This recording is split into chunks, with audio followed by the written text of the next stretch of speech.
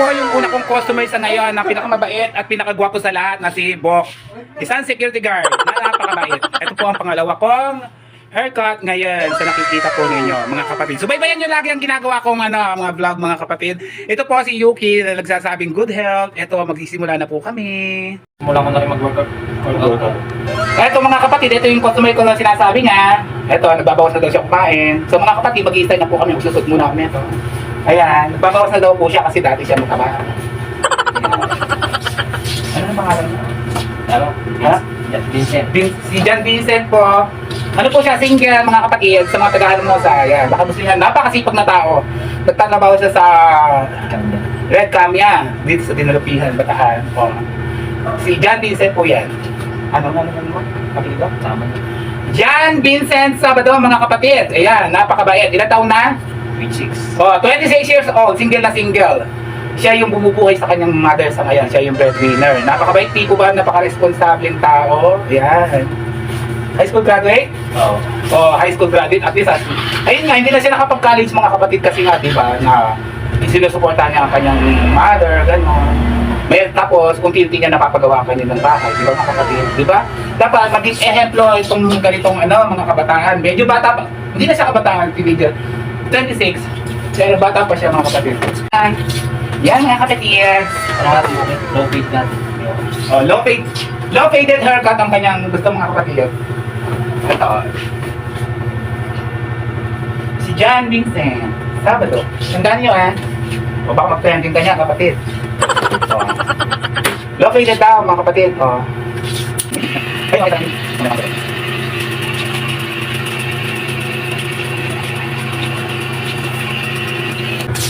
Oh, protection mga kapatid ang salamin.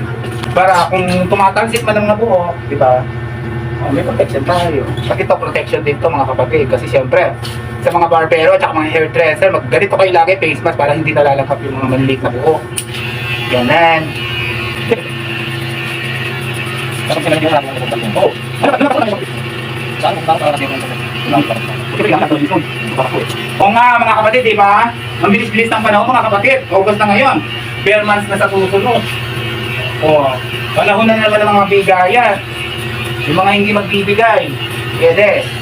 Pwede naman. Kaya lang, yung mga sobra-sobra pera, siyempre, share yung blessings ninyo mga kapatid. Ako nag-share din ako kaya lang. Pagka meron ako sobra-sobra, ganon. Pero pagka walang sobra-sobra, huwag nyo nang pilitin yung sarili nyo. Ganon lang may papayo ko. Walang masama doon. Sa mga sobra-sobra lang yung pera yung nag-share ng blessing yung Pasko. Ako siguro ang ngayon medyo tipid-tipid mo na kasi medyo ngayong taon na to. Sana yung taon na to kasi medyo yung pera, yung daloy ng pera. Baka next year, shout out Meta. Paswelduhin mo naman ako, taon na. Magdadalawang taon na sa January, Diyos ko, Meta. Shout out Mark Zuckerberg, ang gaganda ng mga video ko. Tanggalin mo ng violation sa profile ko. Tapos i-recommenda mo na yung page ko, yung Yuki's Vlog TV. Ano ba yung subscribe? Oo, sa kamay. Magdadalawang ka muna. Siguro kami sa ni Meta, tuloy-tuloy na. I hope sana next year, magtuloy-tuloy na yung pag-vlog ko. Kaya, dati di ba sabi ko mga kapatid, 2 beses lang akong mag-upload ng vlog. Ngayon isang beses na lang. Yun nga, hanggang ngayon 4 months na mula nung na-set up ko yung stream ads ko, 4 months na hindi pa rin siya in review pa rin. So mahirap mag-apply sa monetization ni Facebook. Hanggang ngayon pa rin siya. In review pa rin yung stream ads ko. Tapos ngayon yung ads on Reels at saka bonus, mga nire-request, yung submitted, gano'n. Sinasubmit na ngayon. Hanggang ngayon wala pa rin. Yung ko naman, yung profile ko, kasi last year siya na-monetize, so madali lang yung in-review. At saka tapos napagbigyan ako sa ads on Reels. Kaya lang ngayon, nagkaroon siya ng monetization impacted yung ko. Baka, I hope next year, mawala na yung monetization impacted ko. Lahat kasi demonetize Sana umaasa ako, Meta. Sana napapanood mo to, Meta. Maawa naman kayo sa mga small content creator, katulad ko. Kung gusto ninyo, kung ayaw nyo talagang malugi, ang kumpanya ng Meta, dito nyo na lang sa Facebook ipag-vlog, tanggalin nyo na doon sa profile, di ba, Mark Zuckerberg and Meta people, Kung ayaw ninyo malugi yung kumpanya ninyo, huwag nyo nang lagyan ng professional mode yung mga profile. Doon na lang sa dati, doon sa my page, gano'n, parang sa YouTube. Kasi sa YouTube, ipinopost ko rin eh. Medyo marami lang akong ano doon, follower. Kaya na mahirap doon sa ano eh, yung criteria sa YouTube. O inuulit ko, Meta ha, kung ayaw nyo malugi, tanggalin nyo na. Sa page na lang kayo mag-monetize ng ano, ng mga vlogger. Katulad yung mga sikat na vlogger ngayon. O, sa page sila nag-ano, kaya lumipat ako sa page eh. Kasi ang dami-dami yung binibigay na violation sa mga tao, nagkakamali yung AI ninyo. Di ba yung mga small vloggers, di ba, minsan kakaroon sila ng ano, yung pagkakamali, ano kasi tawag sa English ko? Glitch! Ayun, glitch yung tawag. Nagkakaroon ng glitch. Katulad yung akin. Dati may earnings yung ano ko, yung page ko kahit in review. Ngayon wala na, magmula nung ano, April meron earnings. May earnings siya, April miski in review. May meron din. Pagsampa ng June, July, wala nang earnings. Hindi ko alam bakit. Pero patuloy pa rin ako nag-upload. Wala nang earnings. Pero sa palagay ko, ilalagay din ni Meta yun. Pagka na-upload na yung in-review natin. Kasi nagtataka lang talaga ako eh. Na bakit walang earnings ngayon yung June at saka ano ko? Ay, June. Hindi, yung palang July at saka August pa.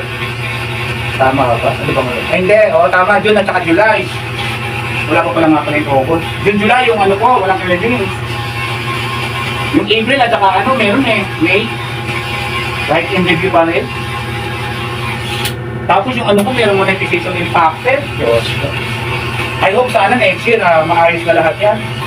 Kaya nag-iingat na ako sa pag-upload mga kapatid, yung mga inaano nating video dahil napaka-higpit. So sa mga content creator dyan, lumipat ako ng page. Sinasabi ko sa inyo, nararamdaman ko, tatanggalin na yung professional mode na yan sa ano natin. Sa profile. Baka lang ewan ko lang. Tapos nga pala, yung isang napansin ko rin, yung mga huwag kayong bibili ng followers sa mga ano, huwag kayong hindi legit. Kasi binibenta nila puro mga ano eh, yung mga nagbuboost ng ano, followers at saka ng reacts, ng view, gano'n. Binubura na ng Facebook ngayon yung hindi mga-active na account. Tingnan mo, napansin ko yung ano, 27K na, inamin ko bumili ako ng followers sa ano.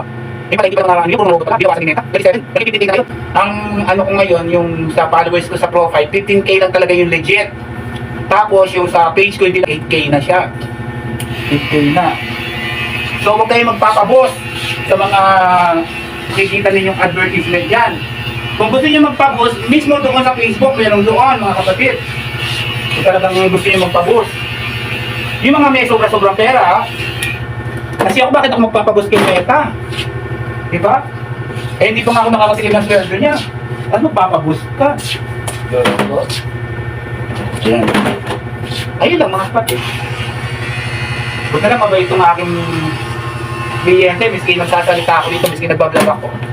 Wala sa reklamo, may reklamo ka. Wala, mabait kasi ito. Kaya maswerte yung mapapangasawa nito mga kapatid. Napakaswerte. Kung naging babae lang ako mga kapatid, inaamin ko pusong babae lang ako. Mga kapatid, sa mga hindi nakakalam, obvious naman, di ba mga kapatid sa boses? Pero hindi ako basta-basta transgender woman mga kapatid. Hindi ako basta-basta pumapato. May pinag-aralan naman ako eh. Di ba? Pero siya talaga, mabait. Pagka napangasawa to ng asawa, pagka napangasawa niya ng mga single dyan, ay nako, walang pagsisisi dahil napakabait. Mamahalin kayo ng totoong totoo. Mga kapatid Ito si John Vincent, John Vincent Sabado, dito lang yan sa Hermosa, Bataan, mga taga Hermosa. Pagka nag-chat kayo pagka hindi nyo makita yung profile niya, John Vincent Sabado, sa akin kayo mag-chat, tapos i-refer kayo sa kanya. Pwede ba yan sa'yo? Pwede daw, Naghahanap talaga to ng girlfriend. Kaya lang hindi basta-basta kailangan mo pagmahal din. Yung walang anak kayo mag-apply ng yung walang anak, kailangan dalaga. Hindi yung dalaga sa pagkaina, ganon. Ako hindi napipwede kasi dalagang ina na ako. Joke lang.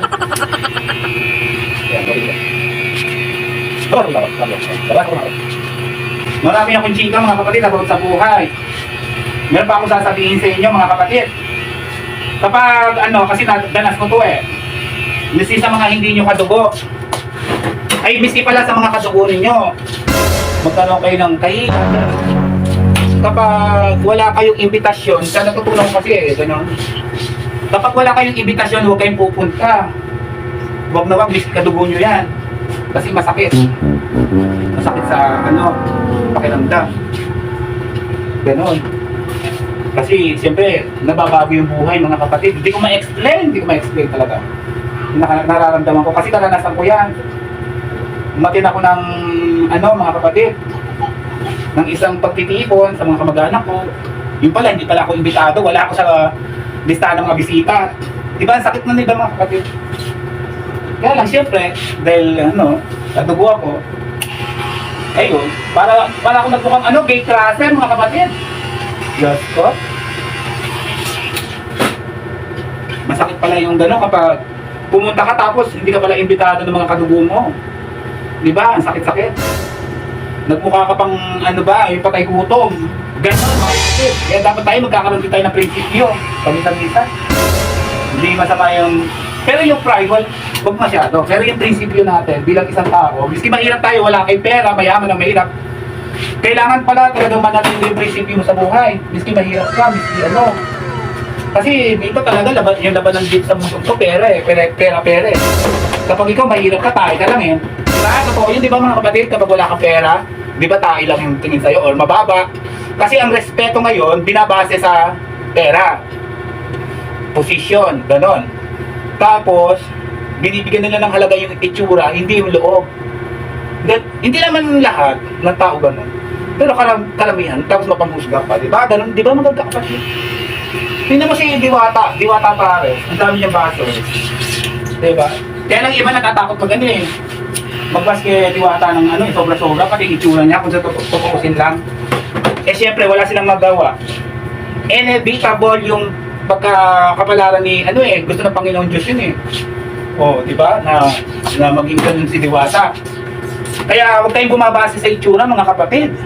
Nakakatakot, di nyo alam ang panahon. Ikaw, gwapo ka, ikaw maganda ka, pero nasa ilalim ka ng walang masyadong itsura. Pero kung mag-isip, napakatalino ng walang itsura. Ikaw may pinag-aralan ka, mataas ang pinag-aralan mo, pero yung walang pinag-aralan, mas mayaman pa sa'yo. Ganon mga kapatid. Ayun ang tinatawag na kapalaran ng Panginoon Diyos. Na kailangan lagi nakasentro yung Panginoon Diyos sa buhay natin. Kasi hindi nyo nalalaman kung ano kapalaran ng isang tao, mga kapatid. Basta't maghintay ka lang. Basta't maghintay ka lang. Sabi nga, ano sabi mo? Basta't maghintay ka lang. Darating din sa iyo. Yun, darating din. Totoo naman, di ba mga kapatid? Huwag ka lang magmamadali. Huwag ka lang magmamadali. Katulad dito, hindi siya nagmamadali na maghanap ng jowa. Okay lang sa kanya kahit na maghintay siya. Di ba na? Javis. So, babawasan ko kanyang iba mga kapatid. Kumanood lang kayo sa akin. Sana marami kayo natututunan. Hindi lahat lang yung kahirapan mga kapatid sa para umasenso ka. Lahat tayo aasenso, depende sa diskarte at saka gawa, di ba? Pero mas maganda talaga may pinag-aralan. Kasi may pinag-aralan, tsaka diskarte, pinagsama. Yun.